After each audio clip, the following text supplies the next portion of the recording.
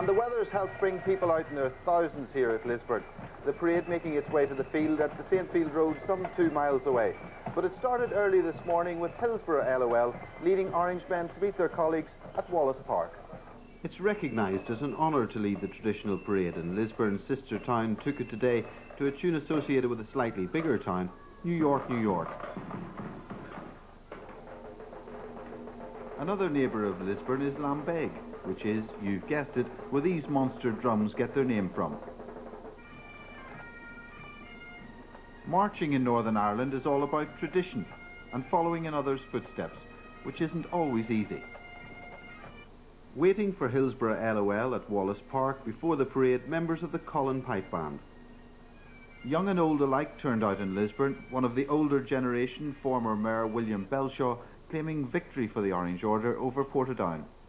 It was the last straw on the camel's back. Had we lost that, it would have been a blow to the Orange institution. But everybody wants to see the bands and the parade, and there was no shortage of them as they made their way through Lisburn town centre.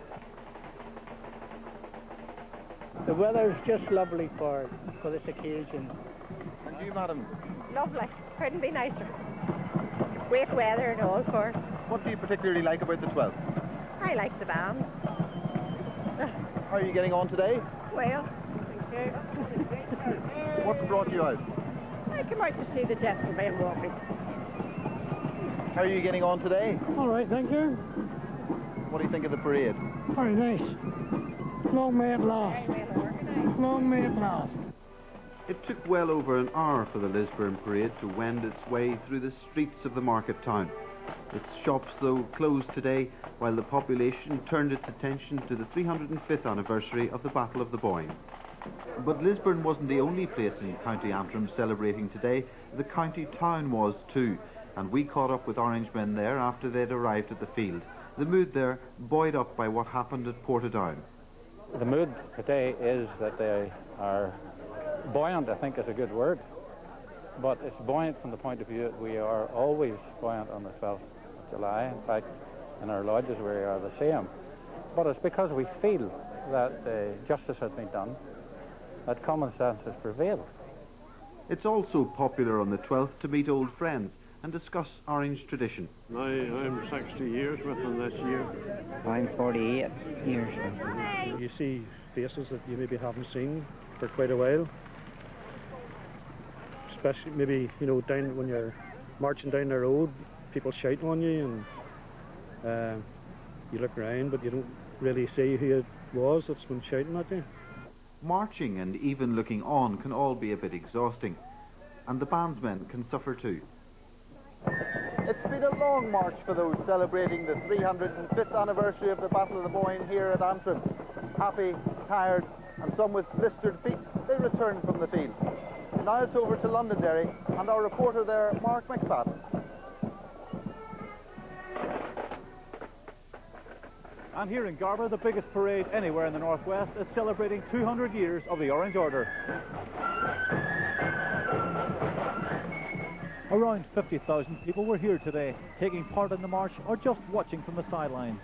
Huge crowds were still making their way along the Orange Road into Garba as the march got underway. Garba's District Number 4 were hosting the parade, and local lodge members led the way under a new county banneret. A proud day for the Garba Orange men.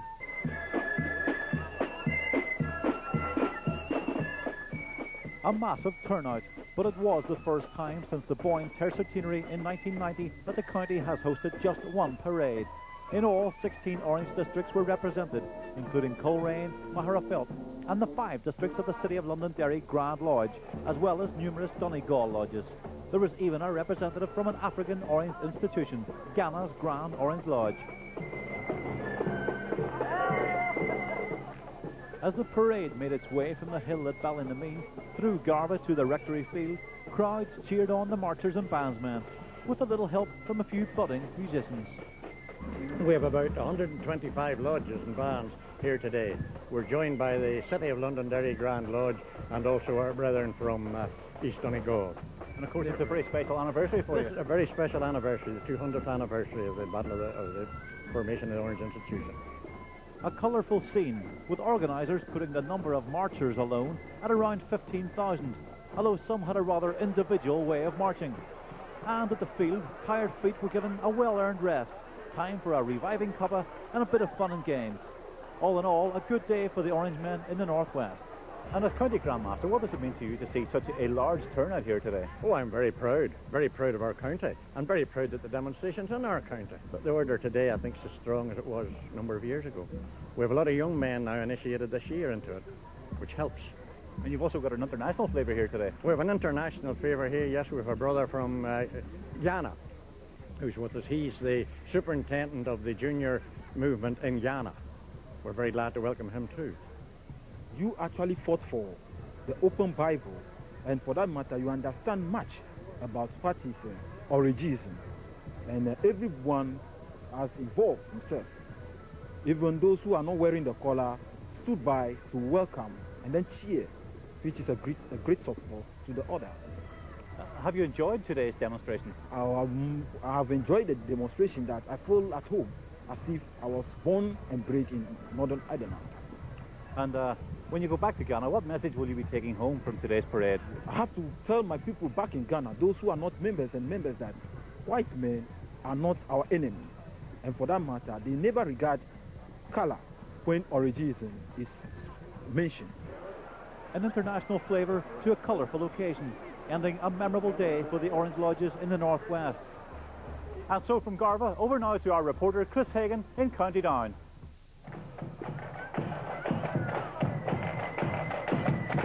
Rathryland, the town on the hill, played host to 7 other districts from across the South Down region.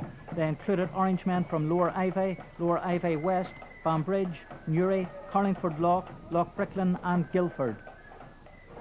It was perfect marching weather, bright and breezy, as the officers of Rathryland district led the mile-long parade to the main field on the Castlewellan Road.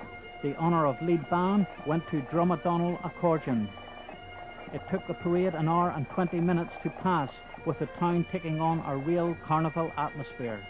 It was a day to hold Dad's hand, to make your own music, and while some were keen to perform for the camera, others weren't. Many of the traditions of the Twelfth haven't changed in the last 2 centuries, and in this area of County Down, there's a strong tradition for one of them.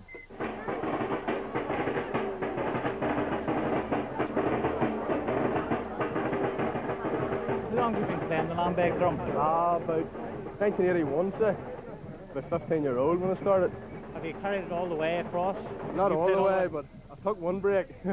So I have. Yeah, it's hard work like these hills. Not so bad in the flat, but the hills really get to you through the day. Meanwhile, Robert Leckie was taking more than a passing interest in the parade centrepiece to mark the 200th anniversary of the Order's foundation, a recreation of Dan Winter's cottage. Now, into his 94th year, he hasn't missed a 12th for the last 73 years. But while Robert's seen it all before, others were enjoying their first 12th. Gilbert Asafo Aji is one of 2,000 Orange men in Ghana. Another who travelled some distance to be in Rathryland was Dungannon-born Gwen Brown. How far have you come to be here today? Over 3,000 miles. From? Toronto. Today they received the warmest welcome from the crowds who lined the route.